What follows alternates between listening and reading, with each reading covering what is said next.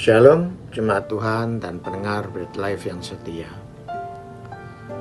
Di dalam menjalani kehidupan di dunia ini, manusia selalu mempunyai pilihan-pilihan. Dan biasanya keputusan diambil berdasarkan pilihan yang terbaik atau yang paling disukai menurut pandangannya sendiri. Namun demikian dalam kenyataannya tidak selalu pilihan manusia menjadi suatu pilihan yang terbaik. Paulus adalah salah satu rasul yang sangat giat melakukan tugas dan mandat memberitakan Injil. Paulus pada awalnya memilih memberitakan Injil ke Asia, tetapi Tuhan melarang mereka masuk ke Asia. Sebaliknya mengarahkan mereka ke daratan Eropa. Dalam Kisah Rasul pasal 16, Paulus mendapatkan penglihatan. Ada seorang Makedonia yang berseru kepadanya meminta tolong. Setelah Paulus melihat penglihatan itu, segeralah mereka berangkat ke Makedonia. Karena dari penglihatan itu, Paulus menarik kesimpulan bahwa Allah telah memanggilnya untuk memberitakan Injil kepada orang-orang di sana. Perjalanan ini merupakan kisah penginjilan pertama di Eropa. Makedonia adalah Yunani pada saat kini. Memang terbukti bahwa Allah tahu yang terbaik buat Paulus dan tim pelayanannya untuk memberitakan Injil kerajaan surga sesuai rencananya.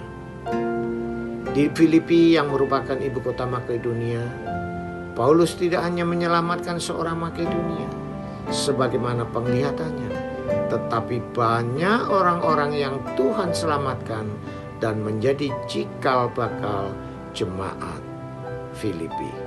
Sebagai jemaat pertama di Eropa, yaitu Lydia dan seluruh keluarganya diselamatkan Tuhan. Lydia adalah seorang pengusaha yang sangat kaya. Dia menjual kain ungu, bahan pakaian untuk orang kaya, dan pejabat-pejabat dalam kekaisaran Romawi pada zaman itu. Lydia berasal dari Tiatira atau Turki. Ia seorang Asia yang berbisnis di Yunani. Kemudian seorang hamba perempuan, orang Yunani yang kerasukan setan. Hamba perempuan yang memiliki roh tenung, peramal, juga kepala penjara, perwira Romawi di Filipi.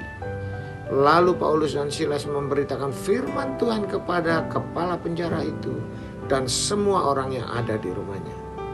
Kepala penjara dan seluruh keluarganya menjadi percaya dan dibaptis. Mereka bergembira telah menjadi percaya kepada Tuhan. Dari kisah ini ada beberapa kebenaran yang harus kita terapkan dalam pelayanan kita sebagai hamba-Nya. Pertama, pelayanan adalah panggilan Tuhan sesuai dengan talenta yang telah dianugerahkan kepada kita. Pelayanan bukan sekedar pilihan kita sesuai dengan keinginan yang hanya menyenangkan hati sendiri. Paulus tidak menjadi kecewa tetapi tetap taat kepada penglihatan yang dari surga itu. Ia mengikuti tuntunan Roh Kudus untuk pergi ke Makedonia daripada menuruti rencana atau dorongan hatinya sendiri ke Asia. Kedua, dalam pelayanan kita tidak boleh memilih hanya pada kelompok orang tertentu saja. Kita harus bersedia juga melayani kepada setiap orang walaupun berbeda suku, ras, bangsa, dan negara. Paulus memberitakan kabar keselamatan kepada Lydia dan seluruh keluarganya yang berasal dari Turki, dari Asia. Seorang hamba perempuan, orang Yunani, kepala penjara, perwira Romawi. Jadi keselamatan dalam Tuhan Yesus tidak hanya ditujukan kepada bangsa Yahudi, tetapi juga kepada semua bangsa. Ketiga, dalam pelayanan kita butuh teman atau tim pelayanan untuk menggenapi tugas panggilan dari Tuhan. Rasul Paulus dan timnya, yaitu Silas dan Timotius, sehati dan sepikir ketika memberitakan Injil di Makedonia. Keberhasilan dalam pelayanan gereja tidak pernah hasil perjuangan pribadi seorang. Bersama-sama kita beribadah, melayani, dan bertumbuh di dalam Tuhan melalui gereja lokal kita. Yang keempat, Paulus dan Silas mengalami penderitaan di dalam penjara akibat pemberitaan Injil kepada orang-orang di Filipi. Bahkan kepala penjara Filipi memasukkan Paulus dan Silas ke ruang penjara yang paling tengah dan membelenggu haki mereka dalam pengasingan yang kuat.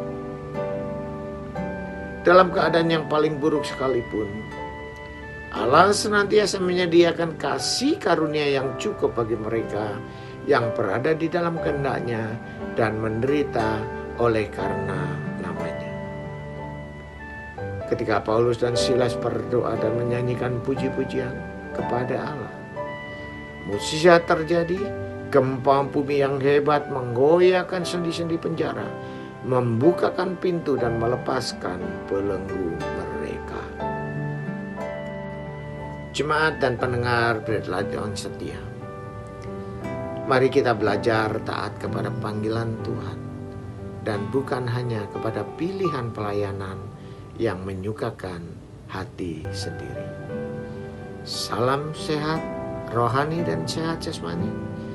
Tuhan Yesus memberkati. Amin.